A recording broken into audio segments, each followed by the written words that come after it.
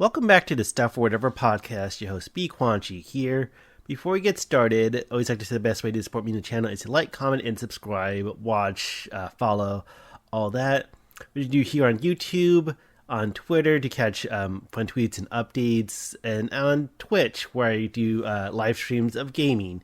And those gaming VODs, as well as other videos, get uploaded back to the YouTube channel. BQuanchi all around, and you can find links for that in the descriptions of videos, about on the channel, all that. So I appreciate a little bit more engagement. We'll see, because some stuff I'm getting a little excited about, but we do have a very special podcast this week.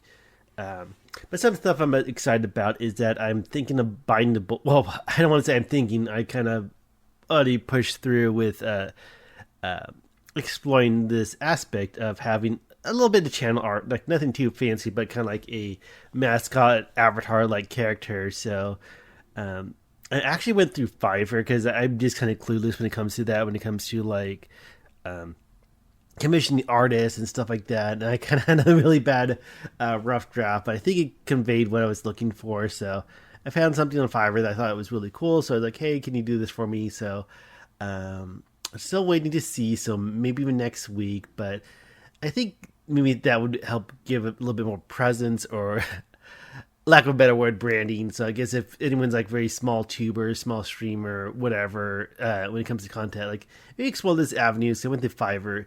It wasn't that much. I guess one misconception, because you think of Fiverr, just $5, but a lot of times it's more than that. Like some artists, I think maybe just because I was looking at art stuff, it can be a little bit more.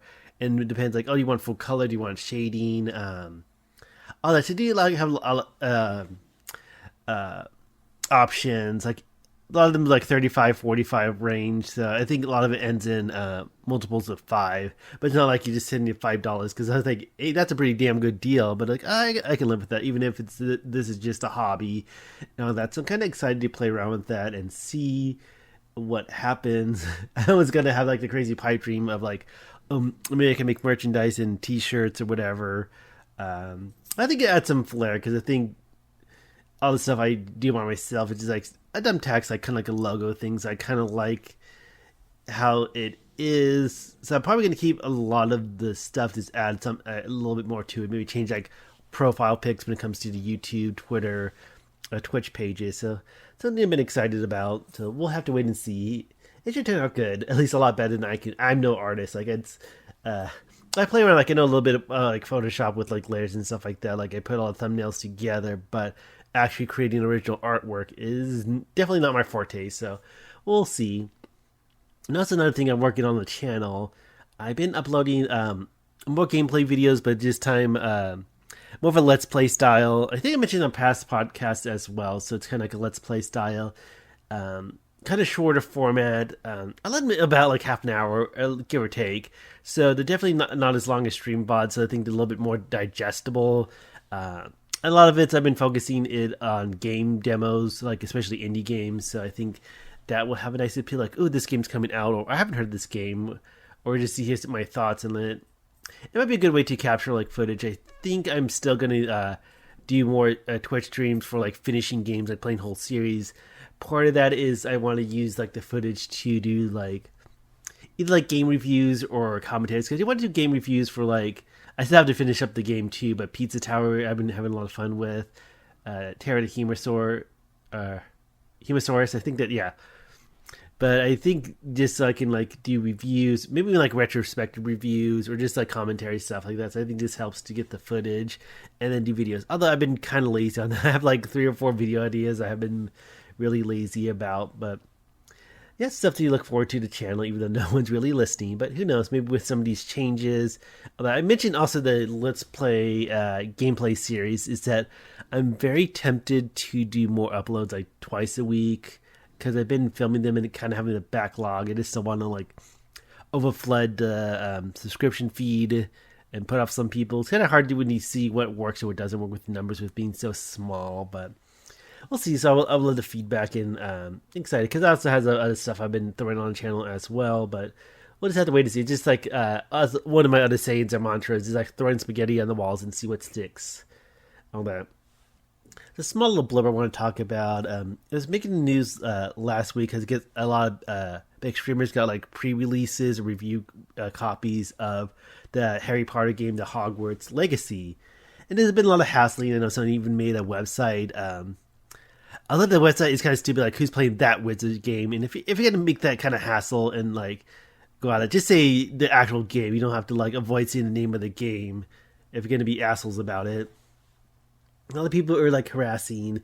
There's like I think girlfriend reviews got hassled bad that she had to like take a moment, and it sucks. Like I get it that the Arthur J.K. Rowling said a lot of like transphobic stuff and like it really tainted the franchise, but that's just a small bit of it. And especially with these games, a lot of people work on it, all that. I'm sure how good the game is. It seems pretty good, but I'm pretty sure I'm not going to pick it up just because I never really got into Harry Potter and all that. So it's like I almost just want to play just to see if a small nobody like me plays it, would people hassle me or give it any attention? I'm also kind of like not sure.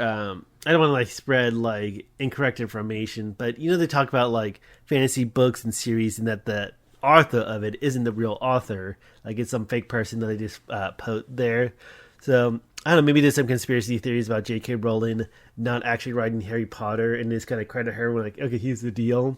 Because I know The Simpsons made a parody episode about that. I don't think it was directly relating to Harry Potter, but how like some teenage fantasy book series aren't actually by these certain people, and then like they have like a group of people who write the book and then stick a face to it just to have it like an author appeal.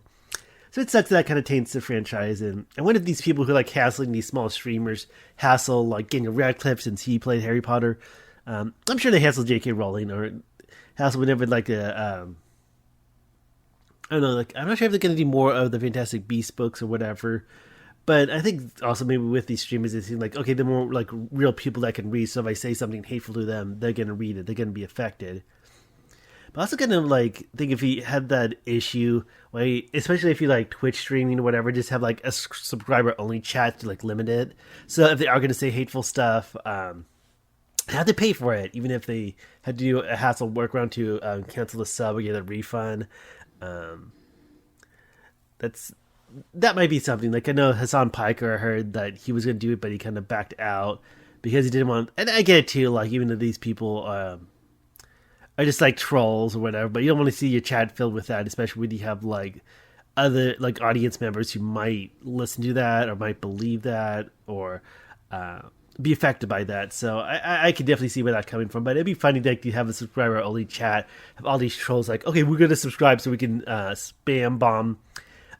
Use transphobic comments and then maybe use the money from subscribers to even donate more to charity. Because I think, at least for Hassan Piker, it was charity for the relief for Turkey with all the big earthquakes. But he's like, I get it. Like, it's funny. Like, there's always that saying, like, you gotta separate art from the artist, unless you don't want to, and you feel like you're going to be on a high horse that doesn't even matter because probably doesn't really affect you. There's people who are trans, I hear. LGBT, like, oh, I still love Harry Potter. Like, yeah, I don't agree with J.K. Rowling. I don't feel like she even had much input in the game. Maybe just getting royalties is all she's getting. People are like, oh, well, she's getting something, but I think the whole thing is stupid. And if I really had like the extra disposable income, I might just like buy the game and play it for the heck of it. Because I think it comes out this weekend for official release, but I know like the pre-release like streamers. I got like an early copy or something like that, so it's lame, but yeah, it's what it is. So the next thing I wanted to talk about is the recent Nintendo Direct.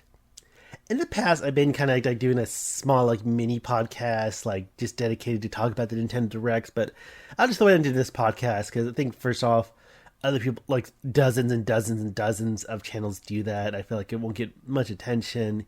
Maybe slightly, just people are curious to hear each person comments on it. But I think I'll just throw it in here and not make the effort of making it separate, even though I'm going to like sum it up.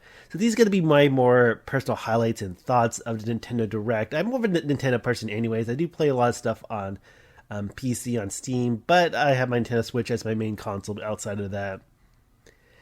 Yep, so yeah, I won't go over every detailed again, you can look at other people online who probably going to break down, have the full live reactions. I'm too lazy for that. But one thing to note with this Nintendo Direct, it was more focused on upcoming releases. I think that impacted in a sense. Overall, I think it's good. It's a decent Direct. I don't think it's all that great, but I think also part of that is that we're not hearing big announcements, stuff upcoming. Like everyone talks about, oh, is it going to have a Switch Pro or the next Switch console? Um, a bunch of these series that are dormant. It would be kind of cool to see like series that they just like drop, like Star Fox or Donkey Kong, or more updates on like a new Mario main game. Um, but no, we didn't hear any of that. Again, it's upcoming releases, so I get that. So hopefully, do another one maybe in June because I know Nintendo's not doing E3. A lot of Microsoft, Sony aren't doing E3, so hopefully we'll get some big announcement then. But to go over the direct that came out this week, it started out very, very strong with the Pikmin 4 information. So I like that it has a little bit more of an interview because in last direct they had a tiny, tiny, tiny like tease like, hey, this game's exists. A game's coming out next year or 2023 because I think that was last year with the last direct. So I thought it was cool. I thought the gameplay and the mechanics. Adding more, I haven't really played the Pikmin games. I only played the first one. I haven't even beat it. I'm curious. I might check out the third game that they released or remastered on Switch.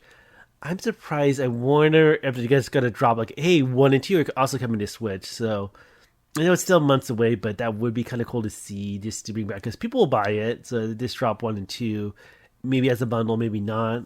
They did that before Pikmin 4, but it does look like there's a lot of progress because you get concerned when you don't see much and all of a sudden like, oh, is it coming out soon or is it going to get delayed or what. So I'm not the biggest Pikmin fan. I do like this series. I like the concepts of it. So, and I'm glad. I know that makes a lot of people happy. So it was a really good start to Direct.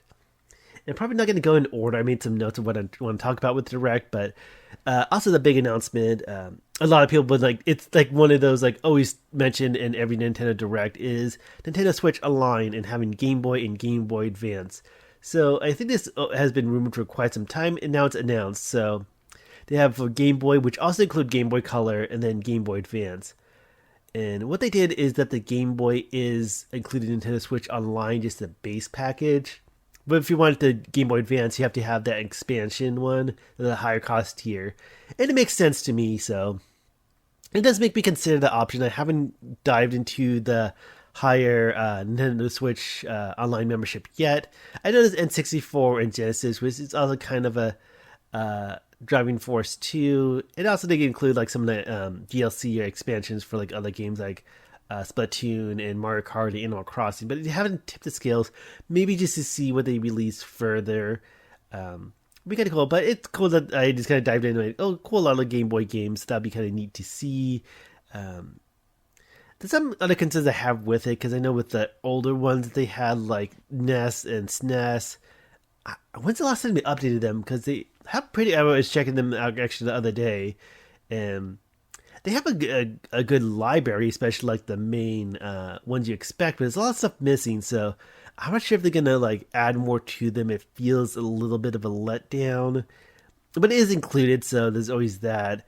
It even seems even that you hear small announcements with like N64 and Genesis, like it's a very slow drip. So I think that's why I don't want to dive into it so soon.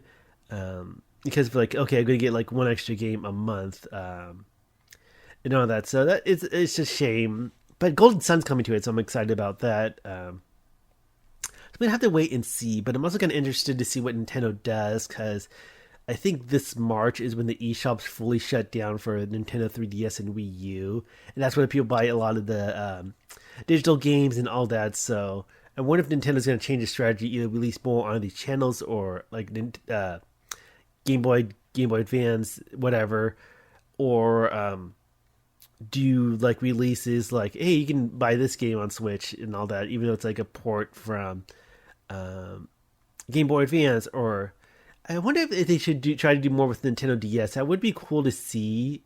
I know they've done it with a few games like The World Ends With You and the recent Final Fantasy what you call it, the theorem game. Oh, I'm looking for that one too, but I feel like they can make things work that was originally like designed around the 3DS with the dual screen and the touchpad, the DS, 3DS, whatever, all runs together. But yeah, it's kind of cool to hear that in the Nintendo Direct.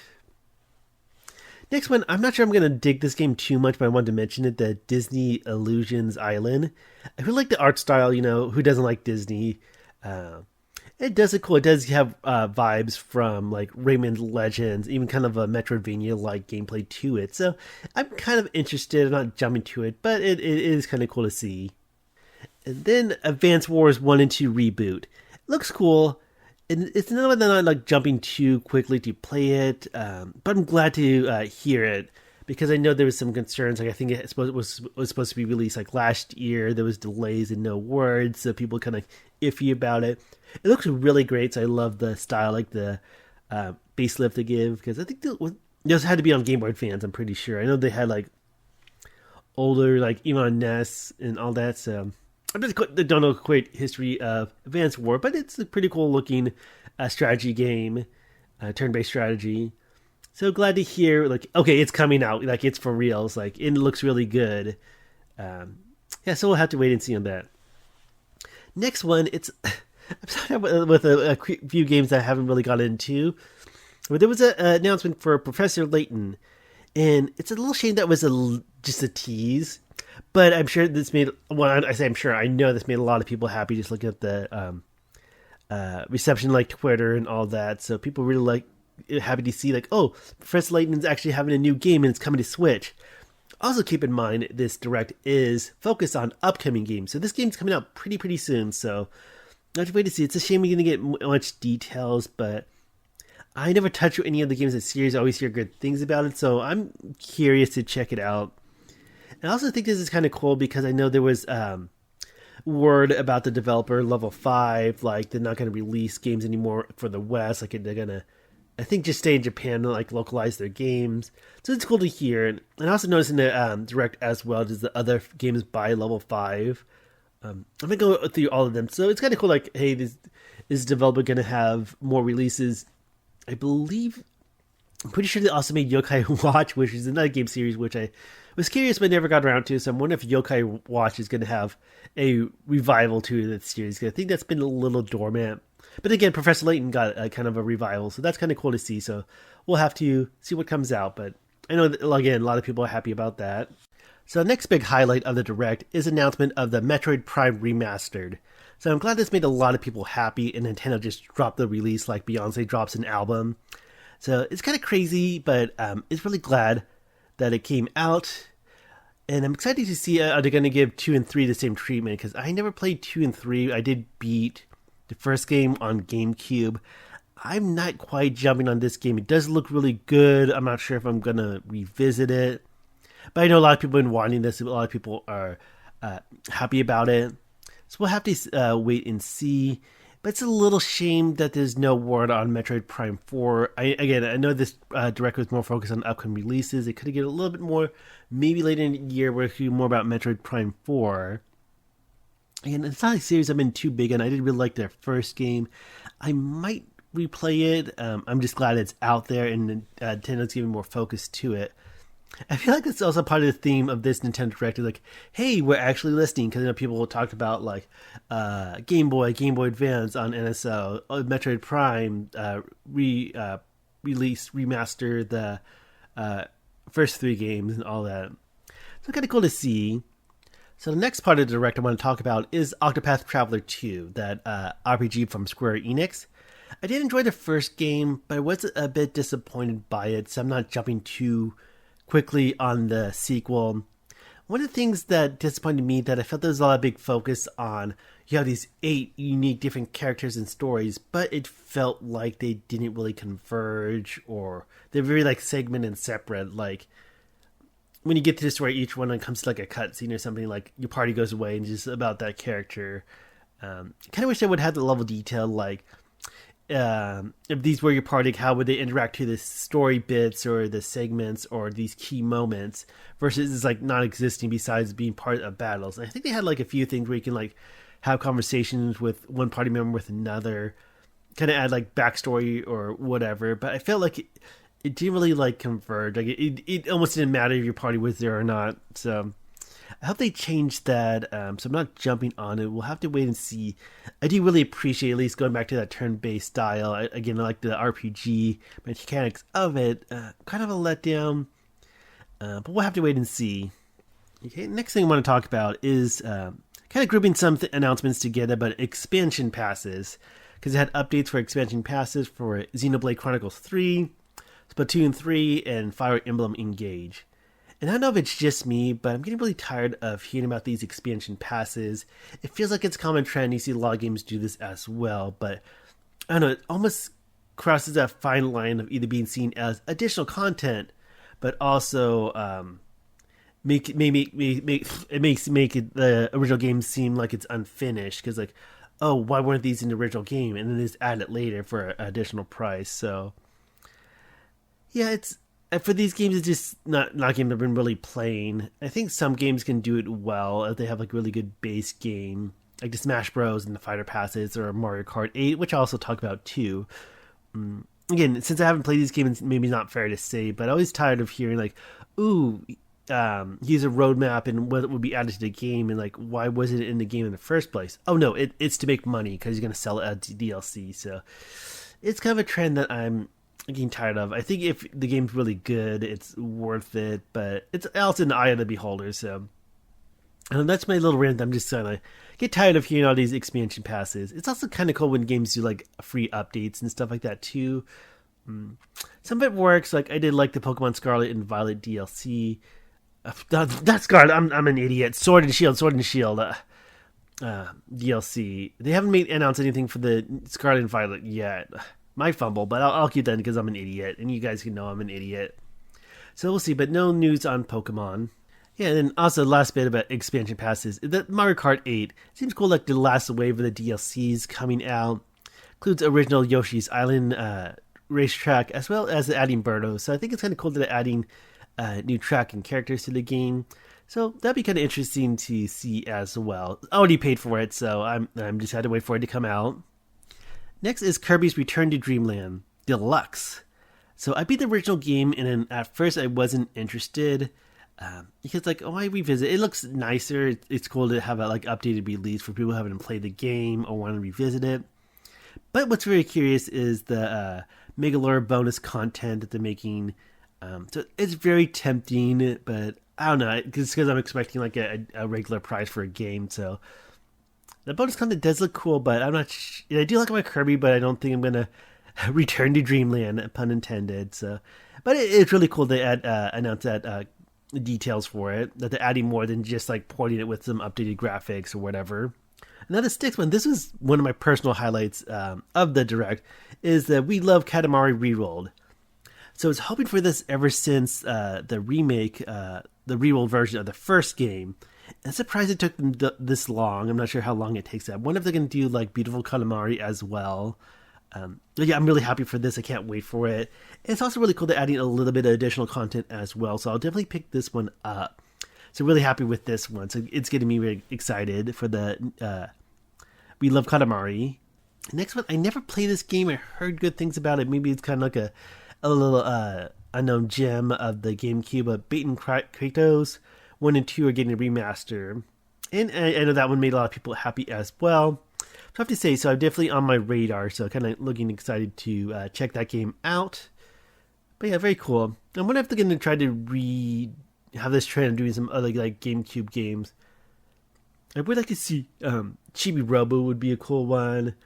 I don't know. I would love to see F-Zero, but who knows? But it's kind of cool to see these announcements. Like I think Nintendo has this trend of either like announcing big games over time, or like, oh, this game coming out in a few months, or oh, this game comes out now. So excited to hear about that. And last bit of direct I'm going to talk about is Zelda Tears of the Kingdom. Really cool that we get to see more of it and to build hype. I would like to see a little bit more of an overview with a little bit more details of this game. Maybe we might see that a little bit closer to its release and all that. I know one thing about the Zelda game is people complain that it has a price tag of $70, and I don't know. I guess it's a little touchy subject. I don't think it's like too bad for the size of the game. I'm not sure if because of delays and with COVID in the past couple of years, maybe they need to bump the price to kind of help with it. But it's going to sell well either way. So it's just kind of interesting to hear about. So this last part of this podcast, this is something I want to talk about one of these podcasts one of these days. So today is the day. So I think I mentioned in a very old podcast before, but I did have a job where I worked at a call center for a credit card. So I want to talk about that a little bit more in my experience with that. And I was thinking about beating around the bush and like being vague about what company I work for. I think it doesn't really matter. It doesn't, again, who's listening to me, but I think it's interesting, especially some things I want to talk about. And kind of public as well. So it's going to like, hey, people know, but I did used to work for Discover Card just as an inbound customer service, and I kind of moved around a little bit in the company. But yeah, Discover Card, and it was a good experience overall. I did leave the company like kind of the height of the pandemic too, so I'm probably not going to get into details of that. But I think one thing about a call center is that it can really be draining. It can really suck. I know one of my friends and coworker like came to make a point when it comes to call center, for the most part, you're dealing with not the greatest customers, in the sense that the really, really good customers of the company aren't calling in. Like, these probably have like millions and millions of like card members or whatever, and don't have any issues. Like, I get sometimes like they call in want to make a payment or there's like issues, but a majority people call in because there's something wrong. Because people hate talking on phones and calling phones. So think of how much you get calls as if everyone who's like even works in the call center. Just imagine like there's so much of the customer base, probably the huge majority, maybe even like 70-80% that don't even call in, and all that. So it kind of sucks. And it's not like all bad. Like there's times where you get to generally like to help or clarify with people. Then you get the people yell on the phone, the old people, and you have those okay boomer moments and all that. But I did learn some cool things about credit cards. I don't want to get into too much detail because I don't want to know it's like, hey, apply for credit cards, buy this one, not buy a credit card, apply for this one, get that one. But I did learn some interesting things. And speaking of interest, I never knew this until I worked for a credit card company, is that you actually don't get charged interest unless you carry a balance. So if you pay off what you spend each month, at least pay off your statement balance, you get no interest. Especially with these cashback cards, because Discover, I think, was one of the big ones when it comes to cashback bonus. I don't know, it's almost like basically free money, but you just have to be responsible, because I noticed also a trend with a lot of these cashback cards, rewards cards. Usually they have a much higher interest rate than like a smaller bank or a credit union, so always be careful. But that's one thing good to know. I think credit cards are a really good way to build credit. Again, I don't want to say, like, hey, have credit cards. I don't want to force that down anyone's throat, but it's a really good way to build credit in terms of having accounts that last long, having open-ended, available credit, all that. I'm not a credit expert, but again, I did work for a company, so I did learn a lot. So I think a little bit more than your average Joe, but it's something that kind of like stick with me in my experience with that. And also with call centers, not just like with credit cards, but and other things too, like giving reviews. And I always hear these things like people get afraid of leaving a bad review, or some people don't. Some people like, I'm glad to give a bad review. Because no people have like concern, oh, they're gonna get fired because they give them a bad review. That never happens. In a sense, it's not gonna be one bad review. If it does cause like someone to get fired, it's gonna be because of multiple, like dozens of bad reviews, and that's gonna be after like this agent's gonna be coached, trying to like train, and so it's not gonna be like, oh, you had a really bad month, you're fired. It's usually gonna be like maybe 2 or 3 months in a row, if that.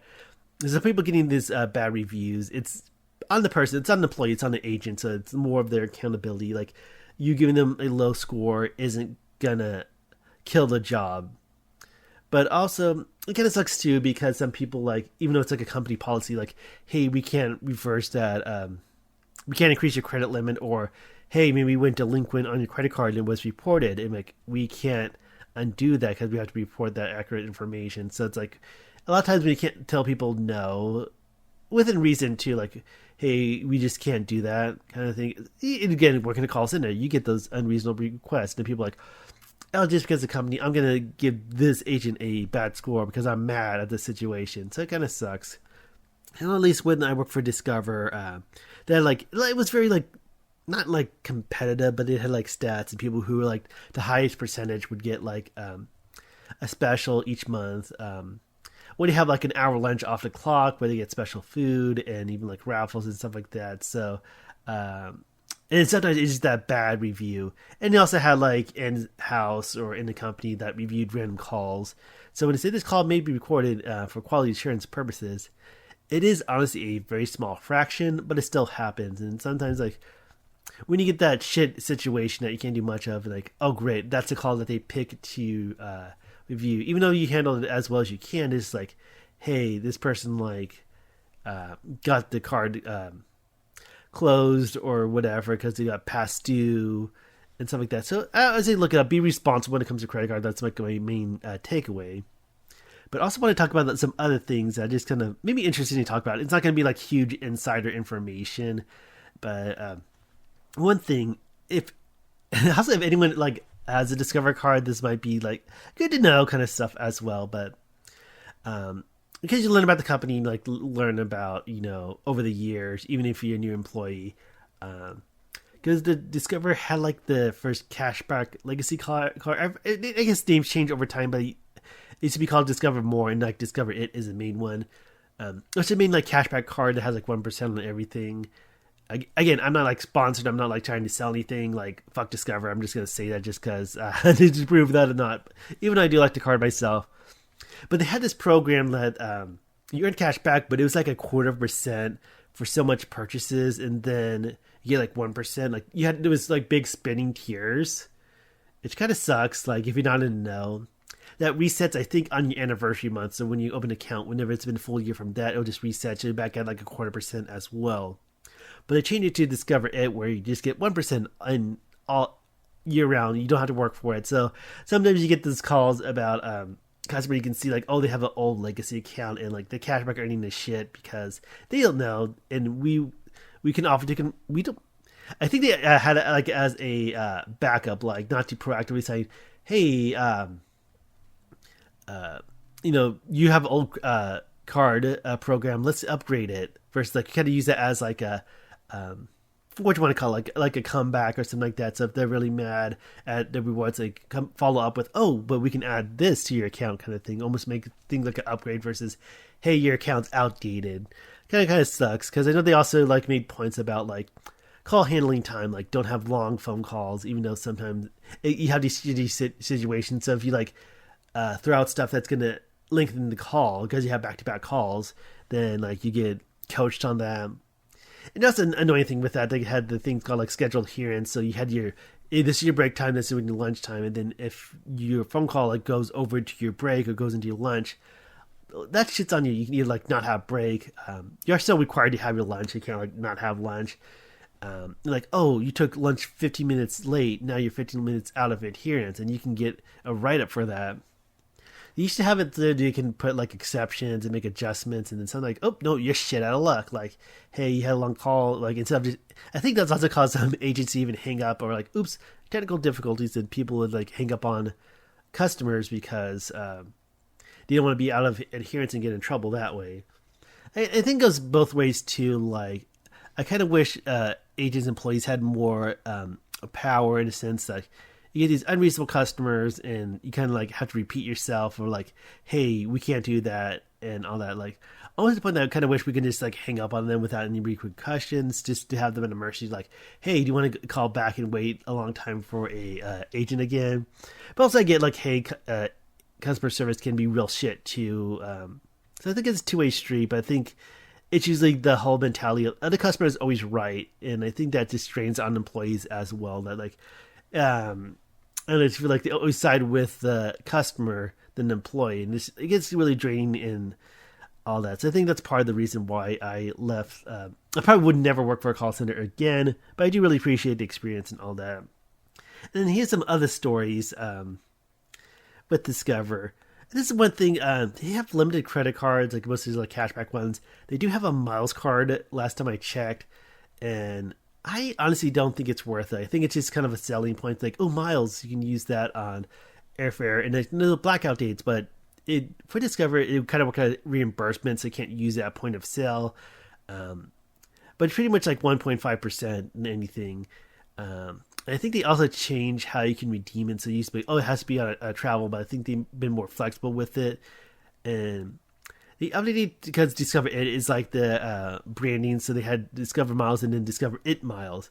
And then I think there's also some outdated rewards earning with that too. So then we like did campaigns to convert either inactive or old legacy accounts to It Miles, and people complain like even if you're giving them upgrade or no updating the account to be like, oh, you gave me a new card, even though I'm not using it, I'm gonna bitch and complain, stuff like that. So you get this unreasonable, and you almost want to say, hey, this is better for you, but then also saying, hey, the program we're on is shit because we updated years ago and just getting around to updating yours, all that. And they even had a stupid. I was really annoying that they converted inactive accounts that had the cashback cards to the It Miles, and people got angry, got complained and all that because like, hey, I didn't want this program even though I haven't been using the card, even though I have an older account.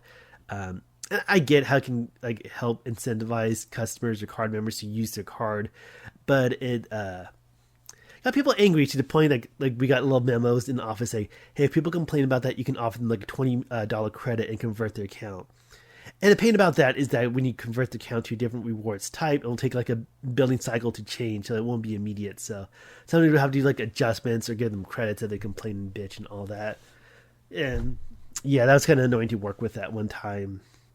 A few other things I want to talk about. I remember when during my training there, they talked about this one time when Oprah had her show, like when that was really big thing, her talk show. Like she was like, Oprah, like, oh, I called my credit card company, asked for 0% interest, they gave it to me. So the audience and viewers were like, oh, I can call my call customer service and get no interest and all that. And that is a thing, but not every account's eligible and all that. But basically there was like, I mean, sometimes it's more of again, like a reactive kind of thing. Like if someone wants to close the account, we may counter off with, hey, what's your issue? Interest? We can give you like a 6 month or a year of no interest. Other part of that, it had to be for new purchases. So if you have an existing balance, it's not going to go towards that unless you had like hardships or issue with that. They have like departments. I'm not familiar with them, but they have like departments where they work with people who are maybe lost their job or had a life event with affected their income or struggling to pay. So they may like do stuff with existing balance. Although I want to mention that as well a little bit later. But basically, people like calling in and saying, "Oh, I want 0% interest," and we have to like come back with like, "Okay, if they're eligible, we can give it to them." But also, like, it's not going to be existing account; it's going to be for new purchases.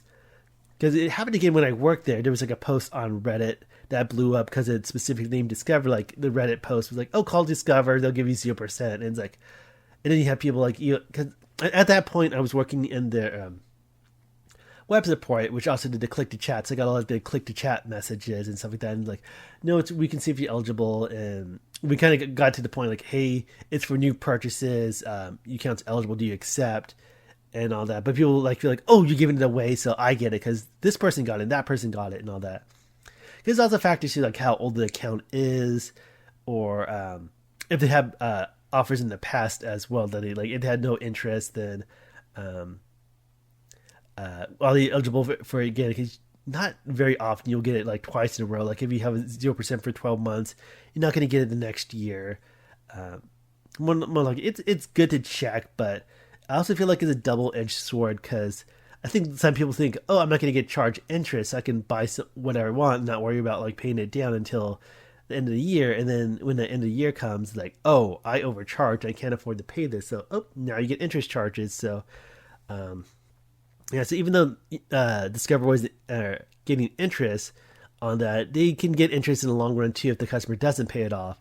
And also, I know Discover is its own network when it comes to like merchant processing, because also before this also worked for a small business. So they make money when you swipe your card, even if you pay everything in full, even if they don't make a dime, a penny interest off your account specifically.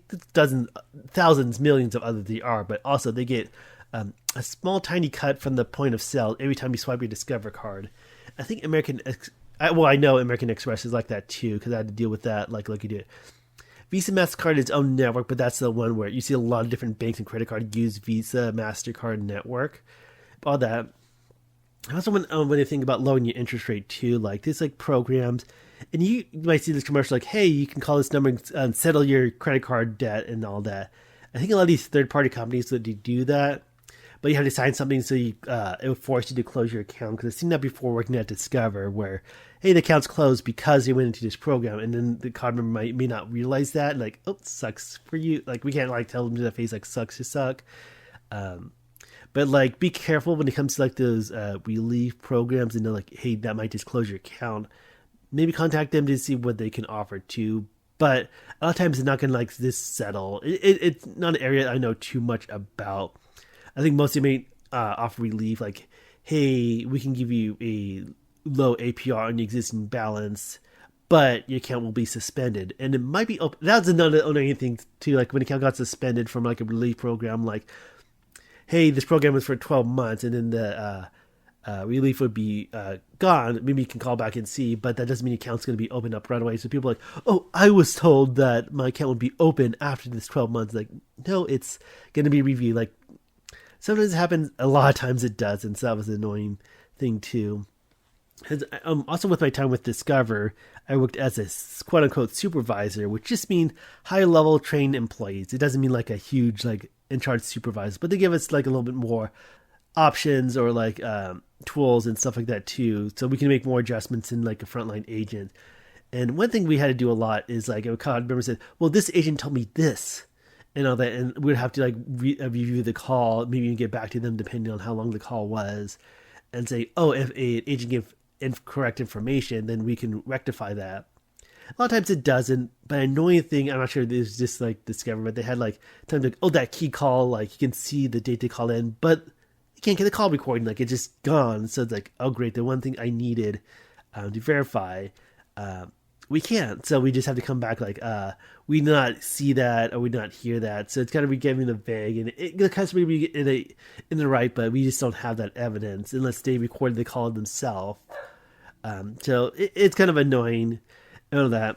But some small little last things I want to talk about, because this is also interesting as well, is that when Samantha Bee, she used to be like an anchor or what you call it, not like an anchor, but like a contributor or whatever to daily shows, a correspondent. I think that's a word they use, correspondent for the Daily Show. And then she had her own show on TBS. I think it was called Real Talk with Samantha Bee. But this one episode during the Trump administration, I forget what it was about, but then she talked about like Ivanka Trump and something like that. I forget the context, but basically she called Ivanka Trump a cunt on her show, which was kind of a big thing, like, oh, we called her a bad word kind of stuff. Like people, it's like, don't be such a snowflake. And then all like, oh, you said a bad word, you insult, like, how dare you? But the thing about that is like when they went to commercial break, there was a Discover card commercial, and then people got so pissed off. Like we had to get memos too, and people like at least at that point I was doing web support, so it was just like the online messaging is like the one thing about that when it comes to advertisement, usually to the network, and it's gonna block like, okay, we'll advertise this company, throw these commercials here and there. Like it's not like predetermined in a way like, hey, Discover aligns with Samantha Bee, so we're going to make sure the commercial goes with that. It's just pretty much random or like spread out. So if it's a campaign, it's going to be like on the network, but not like tied to specific shows. Unless the show is specifically said, oh, this is sponsored by this. Unless the show or whatever program specified, it's not going to be directly sponsored. People just see that like, oh, Discover supports Samantha Bee calling Ivanka Trump a cunt. So that's annoying, but it's like interesting to know, like when it comes to commercial, like just because you see an ad doesn't mean it reflects the opinions or views of whatever program it's having to fall with. Unless it was explicitly saying, oh, we sponsored it, like people just like see this and that, like, oh, Discover card like thinks Ivanka Trump is a cunt and stuff like that. So I had to deal with that, and that was annoying. Pretty sure there wasn't anything like offering compensation. Like we just like if card members bitch about it, even close the account, like whatever, we'll just go with it. Usually we do I think we just had to still send them to like our department that deals with, hey, you want to close your account? Let's try to save the account. So that still happened a lot. One piece of advice is that don't close your account because you're mad when it comes to credit cards, because that can fuck you over. Like if it's an old account, it affects your available credit utilization. This you can look that up too, like when you want to know more about like credit cards and credit scores and all that. But just be pissed off, like you may use it less or have your feelings with it or have other accounts too. But that was an annoying thing. And the last thing I'm going to talk about with Discover Card, this like last bit with the call center, is that I did online messaging, and that was kind of annoying. But one time that I did change a program. At one point, they had like 2 active chats per agent, so it's more like a live chat. It was kind of annoying too, because if the card member kind of like was non-responsive, we had to check it like, hey, are you still there? And then once the conversation closed, it's closed. And then we also had to, like, if we had to review the account, if it's something more complicated, we have to like type in, which is looking into that. So we have to check in and send a message like every 2 to 5 minutes. And they changed it to like a messaging system. It's almost like a text messaging, all that. So it was a little bit more manageable, but also updated. So it's like, oh, now I get 5 active messages at a time. But also a good thing, like if it's been like 2 minutes or maybe 2 to 5 minutes, forget the time frame, but the message would close on the agent. And then when the card member messages again, it'll just like open that message conversation, but it's assigned to the next available agent. So the only thing, it might just go to a different agent than the ones you've been working with. And I also say with that, don't be that too nitpicky. Like maybe you have a good card member, agent that was working with you, but most likely when you call it, not going to get the same agent again. Unless you're working in a specific department, it's very unlikely. Don't bitch and complain like, oh, I want to talk to Jessica because Jessica is working with my account. Or I was talking with Steve. I only want to talk to Steve. Don't do that. Fuck off if you do. That's my big complaint too. Like, don't get that nitpicky. Again, it's kind of a okay boomer kind of group of people who do that. I also mentioned with the messaging because as I worked with Discover, I kind of got a promotion but didn't. It was kind of like an intern thing that was supposed to be more but didn't, and that kind of let some better taste in my mouth. But basically, with these messages, it also vary like if the card member is logged in or not, because a lot of times like people can't log into account. We get a lot of those messages for like tech support, like password help, or I need to set up my account, so the messaging would do that. If you log in and actually like retain your message history, it would have the person name, like when it's like someone visiting the website, it would give them like a weird nickname, like running hot dog or something like that. I forget, it was very random. But the thing with these messages is that if the card member left the page, left the website, that message is still going to be active until it closes, because usually they don't close unless we respond to them and then a few minutes afterwards. But sometimes we'll have like issues with the website or gets these huge volumes. So there's a point that we get so many messages, and by the time it gets to an agent, that card member left a long time ago. So it's like essentially a dead message that hasn't been responded to. It won't go away until you respond to that. And when was it kind of like the intern position, I guess you can say, is that I was able to like monitor them and check, because sometimes it'd be like issues like message would close but not go away. So the agents would be sitting on like closed messages but won't get any more because it didn't fully go away. So I have to like remove them or transfer them. But what I would do, I even have my friend too, because I still had this access even when I was supposed to be on messaging versus monitoring. And what I do is drag all the password help ones, like they're really old. Like I can see like, oh, this is like 30 minutes, even an hour old. I'll just drag them, respond to them, and know that they're not going to respond back because they left the page, not going to respond back. So pretty much it made my things easier. Like I get so much tech support messages that don't go anywhere because the card member left. And I think just how it's designed, they can't like resume those kind of messages because they started as a guest versus being logged in. But again, it's tech support, so they weren't able to. I feel kind of bad, kind of taking advantage of that system, but it is what it is. But I think that's enough griping. Kind of revisiting memory lane with my old job. It's definitely not my current job, so again, I don't think I'll get any trouble talking about working for a Discover card, but it's interesting though.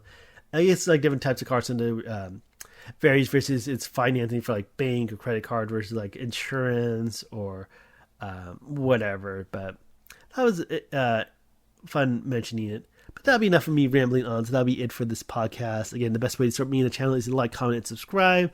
Check out this stuff. Again, I'm been doing weekly Let's Play episodes. I kind of want to do more with that. We'll wait and see. I've been lazy about some other stuff too. Also trying to do more streaming, and all that. And maybe next week I might have some more artwork because I get my little mascot character. I want to add it to like the podcasts and thumbnails and stuff like that. So we'll have to wait and see. But until then, y'all take care and have a good rest of your day. Bye.